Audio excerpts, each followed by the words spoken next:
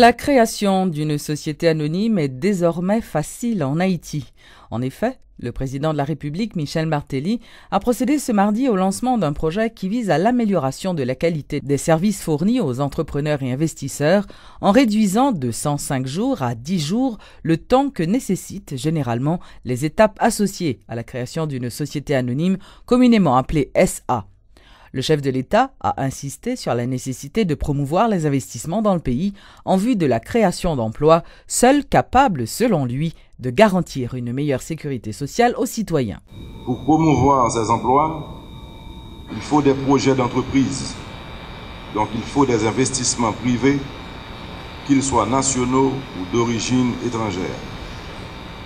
Depuis que je suis arrivé au pouvoir, j'ai fait tous les efforts et demandé à mon gouvernement de faire tous les efforts afin d'identifier les obstacles, les traquer et les lever en vue de transformer Haïti en une terre d'élection pour l'investissement productif, seul garant d'emplois décents et durables.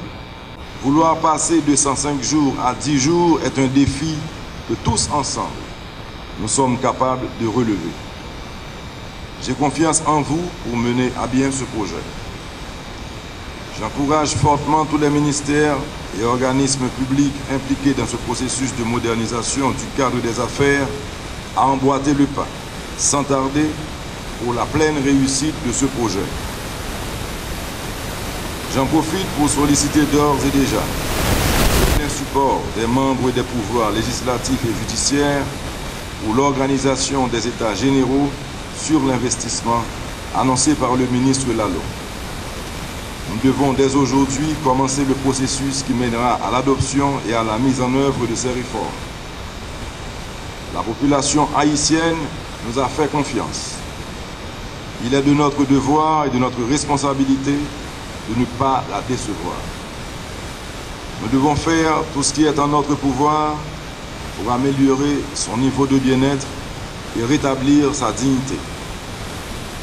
Un emploi stable, durable et décent est et sera toujours la meilleure forme de sécurité sociale qu'un État puisse fournir à un citoyen. La délégation haïtienne présidée par le ministre des Affaires étrangères Laurent Lamotte, qui s'était rendu en France la semaine dernière, a présenté le bilan de ce voyage. Selon les ministres faisant partie de cette délégation, dont la ministre du Tourisme, Stéphanie Balmire-Vildroin, ont fait un compte-rendu de cette tournée dans l'Hexagone.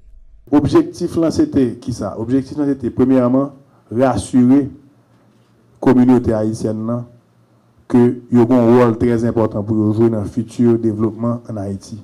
Ensuite, ma question, c'était une rencontre que nous faisons avec Quai d'Orsay, avec le ministre des Affaires étrangères pays de la France, M. Alain Juppé. Haïti était à l'honneur. Donc, nous faisons une rencontre là avec le ministre des Affaires étrangères là, et nous parlons de différents points, et parmi lesquels une assistance technique sous point et la douane et sous point taxe. Dans le cadre de visite nous, il était très important que la société française engagée pour retourner dans le pays. Nous connaissons longtemps qu'il y a plusieurs sociétés françaises qui étaient ici. Il y a Club Med, il y a Prise Unique, nous sommes Cadiz, il y a tout ça. Et nous remarquons que l'entreprise ne parle pas encore. Donc, un effort que nous faisons, c'était retourner sur eux pour nous dire que Haïti paraît pour recevoir investissement pour créer job. Parce que ça qui est important, c'est que la population dans la rue a besoin de travail.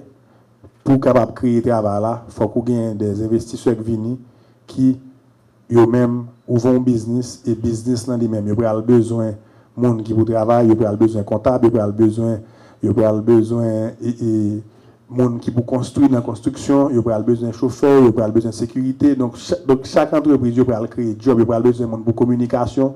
Donc chaque entreprise ça va créer un nouveau job. Nous avons rencontré Atout France Atout France, c'est en compagnie et ces compagnies françaises là qui travaillent tout ça qui produit touristique France là.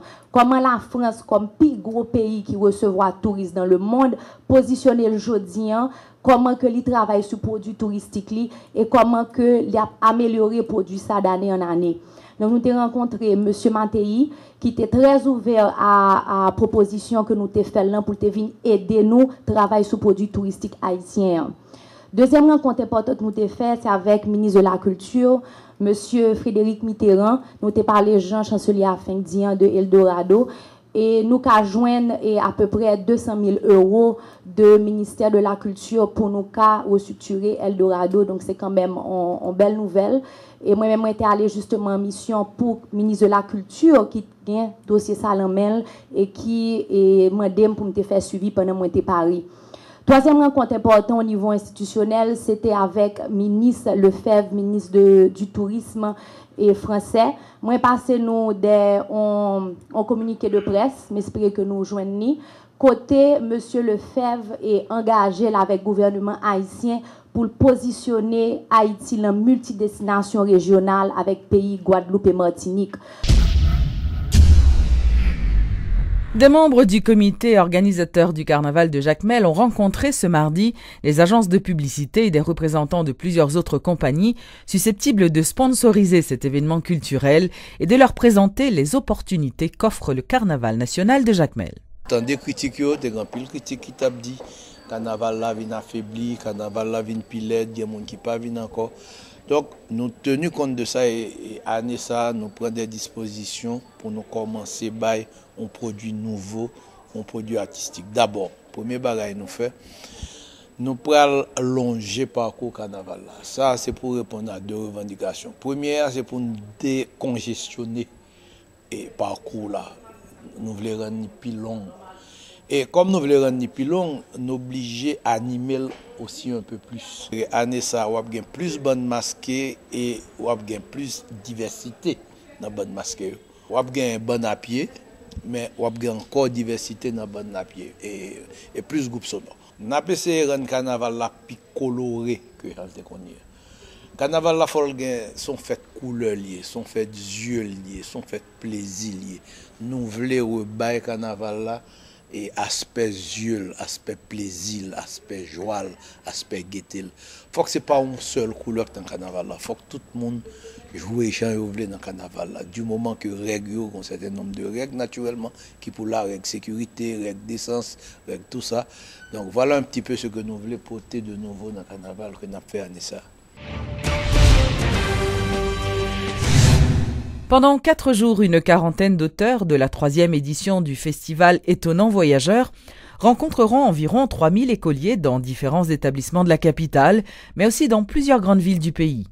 Ils participeront à des débats radiodiffusés, des émissions de télévision, des cafés littéraires, des tables rondes. Des lectures seront également proposées à Port-au-Prince dans 3 lieux associés à la manifestation. Suivez tour à tour les explications des écrivains Lionel Trouillot et Michel Lebris. Étonnant Voyageurs, c'est un festival qui existe depuis maintenant 22 ou 23 ans à Saint-Malo et qui a été créé par Michel Lebris. C'est l'association Étonnant Voyageurs qu'il préside. C'est donc une manifestation qui permet à des écrivains venant d'horizons différents, de milieux différents, de cultures différentes, de se rencontrer et de discuter. Mais pas seulement entre eux, mais avec un public. Et depuis quelques années, Michel a eu l'idée avec nous, haïtiens, de, je dirais, transposer ce festival ici en Haïti, comme il l'a fait à Bamako. Aujourd'hui, les Étonnants Voyageurs en France, c'est devenu la plus grosse manifestation littéraire française après le Salon du Livre de Paris. C'est 300 auteurs qui viennent du monde entier, c'est 300 rencontres pendant 3 jours, c'était quelque chose d'absolument énorme. Et tout de suite, il y a eu cette envie de se projeter justement dans le monde, et notamment dans l'espace dit de la francophonie. Et c'est ce va-et-vient entre ce qu'on fait à Saint-Malo, qui est l'occasion pour ces écrivains aussi de rencontrer des écrivains du monde entier, et puis pour nous de dialoguer avec les écrivains d'Haïti, de la Caraïbe, les écrivains africains. C'est un échange. Le milieu scolaire haïtien a très bien réagi au festival. D'ailleurs, les auteurs vont dans une vingtaine d'écoles à travers le le pays, les écrivains haïtiens eux-mêmes, qui sont plus nombreux, je tiens à le dire, que les écrivains étrangers. Parce que derrière ce festival, il y a aussi un geste politique au sens noble du terme. C'est dire au monde que la littérature haïtienne, ce n'est pas les quelques-uns qui sont connus à l'étranger. C'est des jeunes qui écrivent, c'est des vieux qui écrivent. Il y a une vitalité de la littérature haïtienne. Et il y a peut-être quelques arbres qui cachent la forêt. Donc c'est permettre au monde d'ouvrir les yeux sur la forêt.